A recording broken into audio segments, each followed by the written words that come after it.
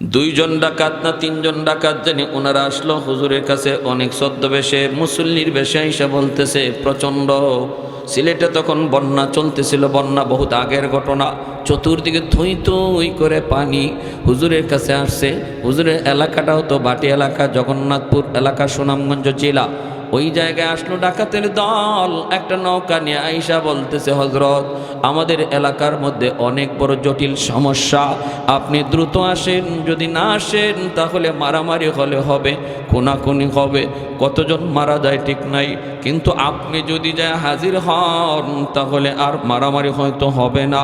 এই বইলা আল্লাহর ওলিকে তারা নৌকায় উঠায় নিল। ইনি তো আগেই বলছি ইনি কোনোদিন একথা বিশ্বাস করতেন না যে কোনো মুসলমান মিথ্যা বলতে পারে, এটা ভাবতেন না। নৌকায় উঠে গেলেন একা একা, সন্ধ্যার সময় চলতেছেন, কারণ ইনি যেখানেই যাইতেন ওখানে যাইয়েই বড় বড় বিবাদ, বড় বড় ঝগড়া বিবাদ, আল্লাহর ওলি হাজির হইলেই শেষ হয়ে যাইত, সবাই ওনাকে মানত, ফয়সালা যেটা দিতেন এটাই সবাই মেনে নিত।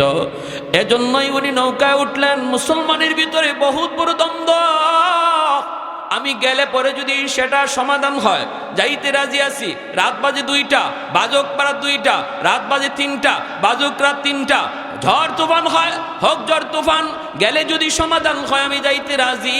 নৌকায় উঠে গেলেন উনি একাই উঠে গেলেন। ডাকাতের দল উনাকে নিয়ে রওনা দিল, ডাকাতের উদ্দেশ্য হলো উনাকে হাওরের মাঝখানে নিয়েই তারা মেরে ফেলবে, খুন করে ফেলবে, এই হলো ডাকাতদের টার্গেট। তারা তো নিয়ে চলল, হাওরের মাঝখানে যায়। সুনামগঞ্জ এলাকার কত বিশাল বিশাল হাওর, যারা আপনারা গেছেন হয়তো দেখবেন, বিশাল বিশাল হাওর এলাকা। এই হাওর এলাকায় গেল, আল্লাহর ওলি বলতেছেন ভাই রে কই নিয়ে যাও, ওই গ্রামে যাইতে তো এত সময় লাগার কথা না। ডাকাতরা কয় হুজুর আর কিছু পরেই, আর একটু পরে আমরা গ্রামে পৌঁছে যাব। মূলত ওদের উদ্দেশ্য হলো হাওরের মাঝামাঝিতে নিয়ে তারা খুন করবে, হাওরের মাঝামাঝিতে নিয়ে খুন করবে।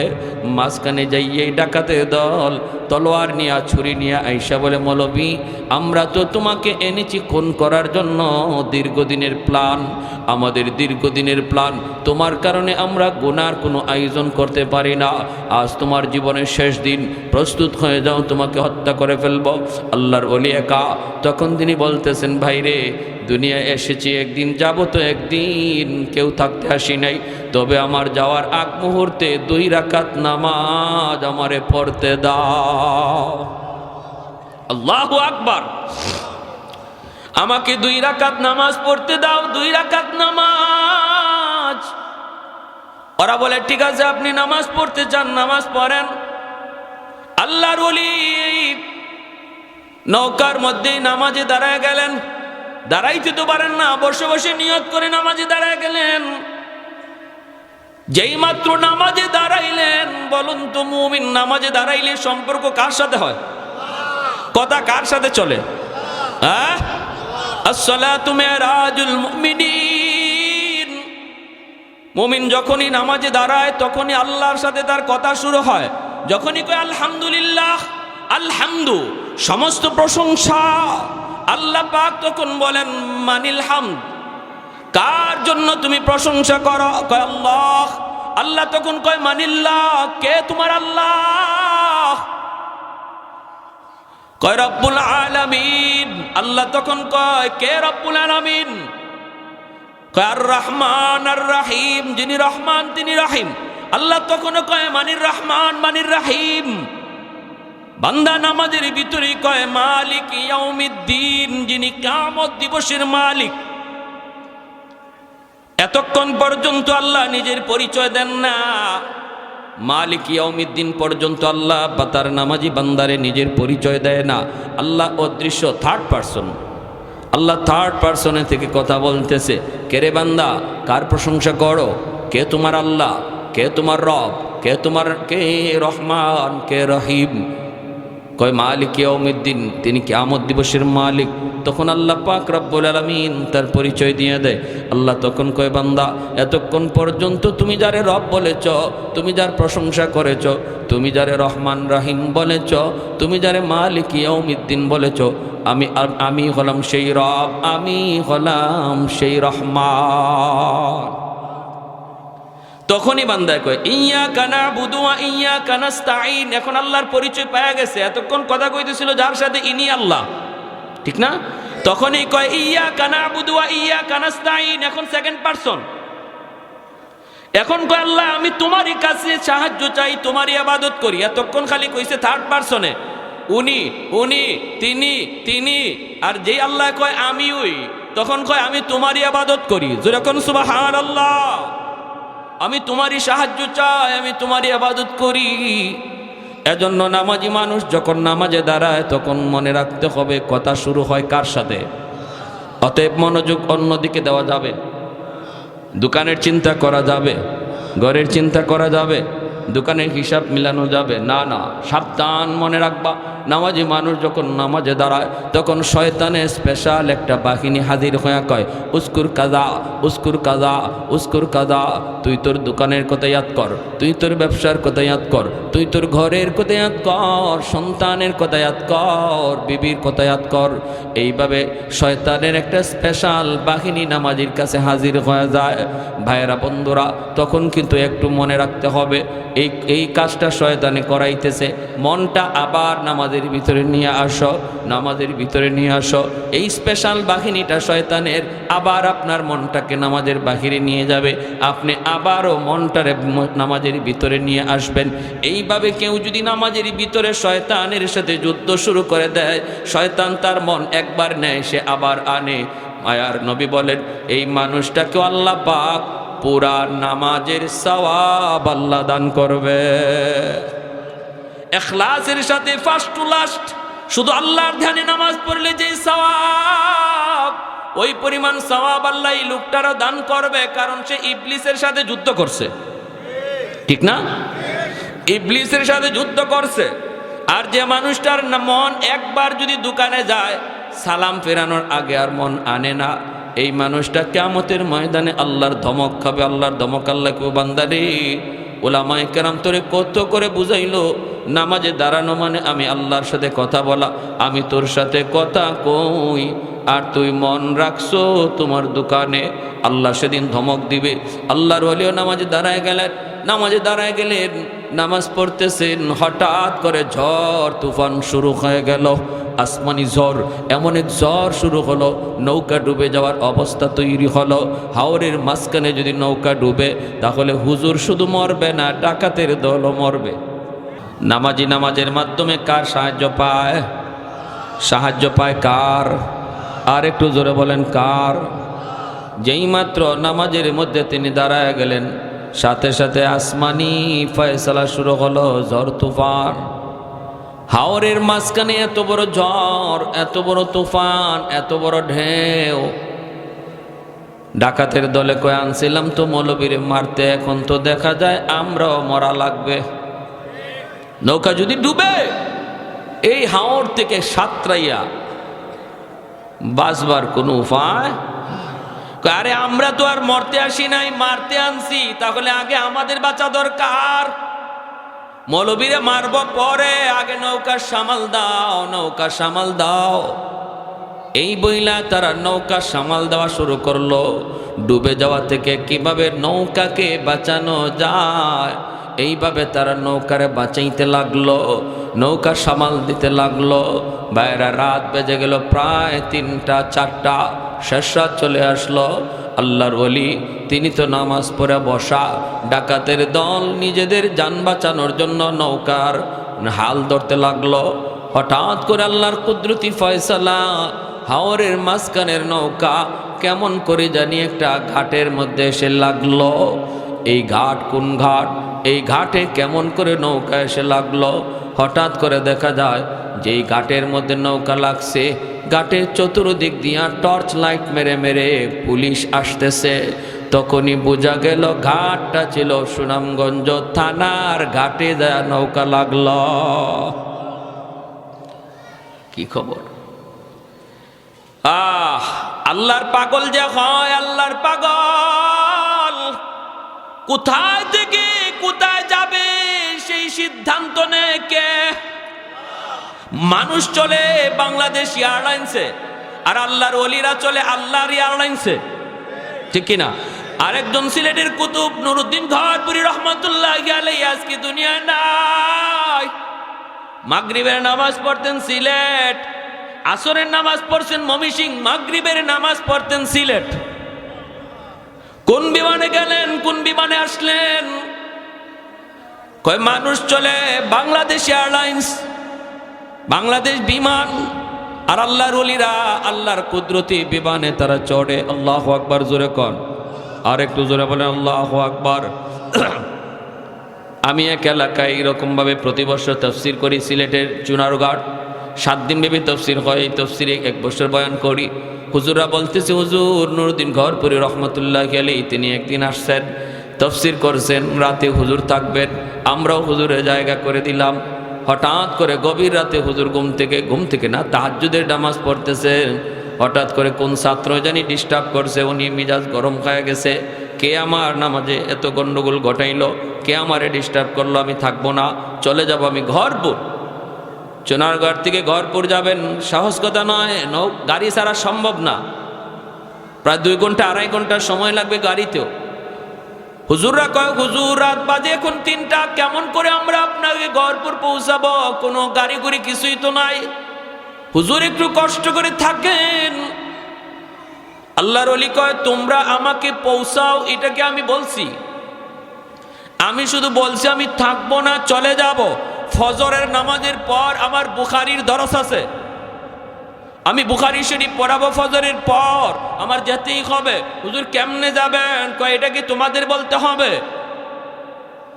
মাদ্রাসার দোতলা থেকে নেমে তিনি রাস্তায় চলে আসলেন। হুজুররাও পিছনে পিছনে, কেউ ভয়ে কোনো কথা বলেন না, ভয়ে কোনো কথা বলেন না। উনি রাস্তায় এসে দাঁড়ায় রইলেন। গাড়ি ঘোড়া তো নাই, রিক্সা পর্যন্ত নাই, কোনো ভ্যান গাড়ি পর্যন্ত নাই, কিছুই তো নাই। হুজুররাও কেমনে হুজুরে পাঠাবেন, সবাই পিছনে দাঁড়ায় রইছেন আর কাঁপতেছেন ভয়ে। এখন কি করি? আবার যদি বলি হুজুর একটু রেস্টে আসেন, তাহলে মারতেও পারে, হুজুরে হাতে লাঠি দিয়ে বাড়িও দিতে পারে। কয়, তাহলে এখন কি করি? হঠাৎ করে দেখা যায় ওই দিক থেকে একটা সাদা রঙের প্রাইভেট কার শা ডাকায়া হুজুরের সামনে হাজির হইয়াই হুজুরকে সালাম দেয়। পাগড়ি পরা ড্রাইভার, সাদা পোশাক, সাদা পাগড়ি, গাড়িটাও সাদা, শা ডাকায় আসলো। এই সেই গাড়িটা থামায়, আসসালামু আলাইকুম ওয়া রাহমাতুল্লাহ, হযরত গাড়িতে উঠেন। কোনো কথা নাই, কোনো বার্তা নাই, কোনো আওয়াজ নাই। কই যাইবেন, কি করবেন কিছুই না, বোঝা যায় আগে থেকে কন্টাক্ট হয়ে রইছে। এইবার হুজুররা বলতেছেন, আমরা অবাক হয়ে দেখতেছিলাম আর বলতেছিলাম, আমরাও তাকায় রইছি, দেখি ড্রাইভারে চিনি কিনা। এই ধরনের গাড়ি আমরা আমাদের চুনারঘাটে কোনোদিন দেখি নাই, এইরকম ড্রাইভারের চেহারাও কোনোদিন আমরা চুনারঘাট আমাদের এলাকায় দেখি নাই। তখন আমরা তো ভয় পেয়ে গেলাম, কোথায় নিয়ে যাবে হুজুররা, হুজুরকে নিয়ে আবার ক্ষতি করে, হুজুরের আবার কোনো ক্ষতি হয়ে যায় কি না। আমরা বলতেছিলাম, ভাই তুমি কে? ভাই তুমি কে? কোথায় তোমার গাড়ি থাকে? কোন গ্যারেজে থাকে? কে তুমি? বাড়ি কোথায়? আমরা প্রশ্ন করি, সে আমাদের দিকে তাকাই না, জবাব দিবে দূরের কথা, তাকাই না। হুজুর গাড়িতে উঠলেন, পিছন দিকে টান দিয়া হুজুর গাড়িতে বসলেন। আবার যখন জিগাই, সামনে দাঁড়ায় গেছি আমরা, যে আগে জানতে হবে গাড়ি কার, কই নিয়ে যাবে। যখন আবার প্রশ্ন করেছি, হুজুর লাঠি দিয়ে আমাদেরকে বলেন, এ মিয়া, কারে কি জিগাও? তোমরা কারে কি জিগাও? ও কি মানুষ নাকি? ও জবাব দিবে, ও তো জিন্নাত। আল্লাহু আকবার। কারে কি জিগাও? রাস্তা ছাড়ো। সবাই রাস্তা ছেড়ে দিল, শা ডাকায়া এই গাড়ি দিয়ে হুজুরকে পৌঁছায় দিল ঘরপুর। হুজুররা ফোনে জানেন হুজুর ফজরের নামাজ গিয়া ঘরপুর মাদ্রাসায় পড়ছেন, এর নামাজ পইরে আবার বুখারীর দরসে বসে গেছে। এজন্য আল্লাহ নবী কে উলামায়ে কেরামের কদর, মাদ্রাসার কদর, বাচ্চাগুলির কদর মানুষ তোমরা যদিও না বুঝো, দানব বুঝে, জিন্নাত বুঝে, পশু পাখি বুঝে, তারা উলামায়ে কেরামের কদর জানে। ছোট ছোট বাচ্চা তুমি দেখতেছো, ছোট বাচ্চা, কিন্তু তার কি পরিমাণ দাম এটা জমিন টের পায়। আল্লাহু আকবার জোরে কর। যেই মানুষটা, যেই বাচ্চাটারে আল্লাহ পাক রব্বুল আলামিন যার সিনাটাকে পছন্দ করেছে তার কালাম আমানত রাখার জন্য, হাজারো বাচ্চার ভিতর থেকে আল্লাহ পাক পছন্দ করে নির্বাচন করে কিছু বাচ্চাকে আল্লাহ পাক তার কালাম, তার সিনায় আমানত রাখার জন্য আল্লাহ পছন্দ করে।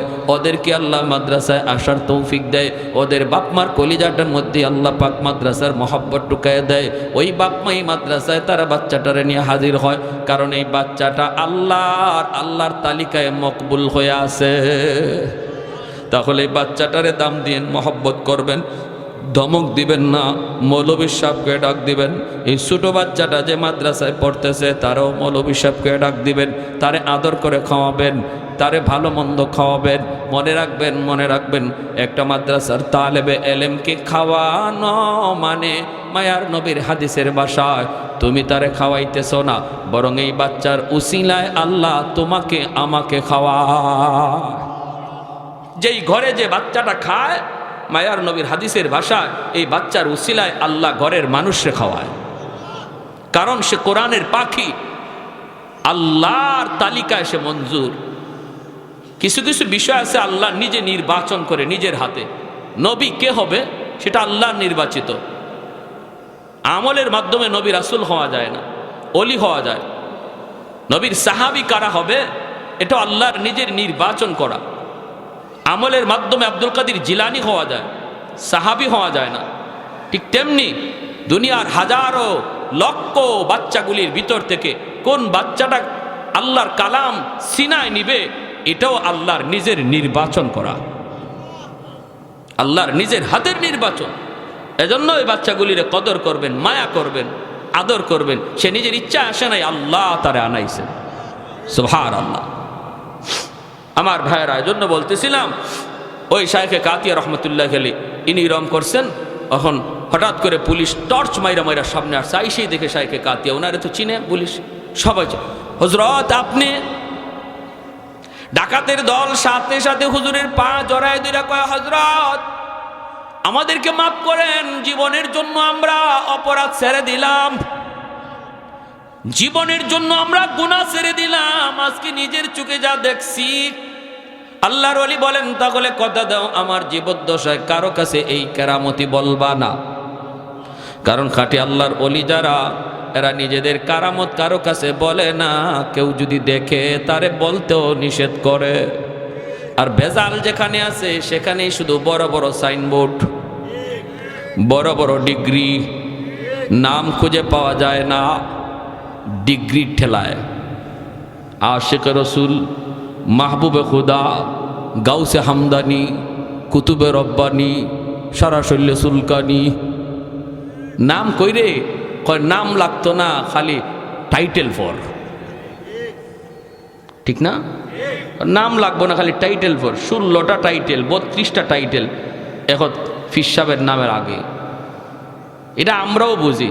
যত জায়গায় বেজাল্লে জিনিস, এটার সাইনবোর্ড খুব চকচকা। ঠিক না? খাটে জিনিসের সাইনবোর্ড লাগে না। মধুপুরে পিসাবুজুর রাহিমাহুল্লাহ নামের আগে অত টাইটেল নাই। ঠিক না? সহজ সরল। এখন আল্লাহর ওলি কয় তাহলে তোমরা কথা দাও কারো কাছে বলবা না। কয় ঠিক আছে হযরত, আমরা কথা দিলাম কারো কাছে বলবো না। আর আরেকটা আরজু হলো আমাদের বাকি জীবনটা আমরা আপনার খাদেম হইয়া কাটাতে চাই। পুলিশেরা কয় হুজুরেরা কারা? আল্লাহর ওলি কয় এরা আমার খাদেম। সুবহানাল্লাহ। পুলিশরা কয় হুজুরেরা কারা? ইনি কয় আমার খাদেম। আল্লাহর ওলি যতদিন জীবিত ছিলেন ওদেরকে কেউ চিনত না, খাদেম হিসেবেই ছিল। যেদিন দুনিয়া থেকে বিদায় হন, এরপরে তারা তিনজন নিজেদের অতীতের ইতিহাস মানুষকে জানায়। কেমনে তারা এই লাইনে আসলো, কেমন করে হুজুরের খাদেম হলো, হুজুরের ইন্তেকালের পরে তারা এই ঘটনা মানুষকে জানাইছে। এর আগে জানাই নেই। মানুষ শুধু জানতো তিনজন হলো হুজুরের জানবাজ খাদেম। হুজুরে জান দেওয়ার আগে ওরা জান দিতে প্রস্তুত। আল্লাহু আকবার। ওয়া নুনাজ্জিলু মিনাল কুরআন মা হুয়া শিফাউন ওয়া রাহমা ওয়া রাহমাতুল লিল মুমিনিন। এজন্য আমার ভাইরা বলতেছিলাম, এই চল গলগলি আমার কাজুল উলুম মাদ্রাসাটা আপনাদের এলাকার জন্য রহমত, আপনাদের এলাকার জন্য রহমত। এই মাদ্রাসাকে যারা মায়া করবেন, মায়ার নজরে দেখবেন, আল্লাহ আপনার জিন্দিগিতে রহমত আল্লাহ নাজিল করবে। আপনার যত নিয়ামত আছে আল্লাহ নিয়ামত আল্লাহ বাড়ায় দিবে। মাদ্রাসা যদি না থাকে রহমতের দরওয়াজা বন্ধ হয়ে যাবে। কারা কারা রহমত জারি রাখতে চাই আল্লাহর, একটু হাত তুলে আল্লাহকে দেখায়। তাহলে মাদ্রাসার প্রতি বিদ্বেষ না মহব্বত? বিদ্বেষ না মহব্বত? এবং নিজের সন্তান, নিজের নাতি নশাকে মাদ্রাসায় দেন, নিজের সন্তানটারে দেন। হাসরের মাঠে আল্লাহ ওই হাফেজে কোরআনের বাপমার মাথায় নিজের হাতে আল্লাহ পাগড়ি পরাইয়া দিবে। আল্লাহ বলবে, দুনিয়াতে তোমার সন্তানের মাথায় পাগড়ি পরাইছে তার উস্তাদ, আর হাসরের মাঠে আমি আল্লাহ তোমাদের মাথায় পাগড়ি পরাবো। কারণ দুনিয়ার সমস্ত বাপমা স্রোতের তালে তালে স্কুল কলেজ ভার্সিটির দিকে চলতেছিল, আর তুমি স্রোতের উল্টা দিকে চলছিলে আমি আল্লাহকে খুশি করার নিয়তে। সবাই তোমার মন্দ বলছে, এরপরও তুমি তাদের কথায় কান দাও নাই। আমি আল্লাহরে খুশি করার নিয়তেই সন্তানকে মাদ্রাসার বারান্দায় নিয়ে হাজির হয়েছিলে। ওই দিন আমি আল্লাহ তোমার চেহারা কুদরতি নজরে দেখছি। যেদিন তোমার সন্তানের মাথায় পাগড়ি পরায় উস্তাদ, সমস্ত মানুষ তোমার সন্তানের চেহারার দিকে তাকায়, আমি আল্লাহর কুদরতি নজর তোমরা বাপমার চেহারার দিকে থাকে। বাপমারে এত দাম, বাপমার এত দাম, এত সম্মান দিবে আল্লাহ হাসরের মাঠে। নবীর বাপমার মাথায় পাগড়ি পরানোর কথা আসে নাই, মুকুট পরানোর কথা আসে নাই, কিন্তু আলেম আর হাফেজ উলামায়ে কেরামের বাপমার মাথায় মুকুট পরানোর কথা আল্লাহ নবী বলেছেন। আল্লাহ পরাইবেন, মান কারা আল কোরআন ওয়া আমিলা বিমা ফিহি উলবিসা ওয়ালিদাহু তাজান ইয়াউমাল কিয়ামা দাউহু আহসানু মিন দাউই শামস। মায়ার নবী বলে, ওই মুকুটের পাওয়ার সূর্যের পাওয়ারের চেয়েও বেশি হবে। হাসরবাসী দেখবে, কে সে এত বড় পাওয়ারফুল মুকুট নিয়ে হাঁটতেছে, কে চেনো না? ইনি মুফতি সাহেবের আব্বা, ইনি হাফেজ সাহেবের আব্বা, ইনি অমুক আলেমের মা। দুনিয়াতেও মানুষ তারে ডাক দিছে, ও মুফতি সাহেবের আব্বা, ও হাফিজ সাহেবের আম্মা কইয়া। হাসরের মাঠে আল্লাহ তারে ডাক দিবে, ও হাফিজ সাহেবের আব্বা। জোরে কর সুবহানাল্লাহ। নাম ধরে আল্লাহ ডাক দিবে না। একজন হাফেজে কোরআনের বাপমার নাম ধরে আল্লাহ হাসরের মাঠে ডাকবে না। আল্লাহ হাসরের মাঠে ডাক দিবে মুফতি সাহেবের আব্বা কইয়া, মা আলেমের আব্বা কইয়া, একজন হাফেজে কোরআনের মা কইয়া। আল্লাহ নাম না নিয়া এই লকব ধরে আল্লাহ হাসরের মাঠে ডাক দিবে। কারণ নবী বলেছেন, দুনিয়াতে মানুষ তারে যেই নামে ডাকছিল, হাসরের মাঠে আল্লাহ এই নামেই ডাক দিবে। তাহলে সন্তান মাদ্রাসায় দিলে লস না লাভ? লস না লাভ? যদি সুযোগ না থাকে, দাদা যদি হয় নাতিরে ভর্তি করব, পারবো না ইনশাল্লাহ? নাতিরে ভর্তি করব। তবু আওলাদ থেকে আল্লাহ যেন কোরআনের হাফেজ আলেম কবুল করে, এই এলাকার ঘরে ঘরে যেন আল্লাহ পাক হাফেজ আলেম কবুল করে। ওয়া আখির দাওয়ানা আনিল হামদুলিল্লাহি রাব্বিল আলামিন। আসসালামু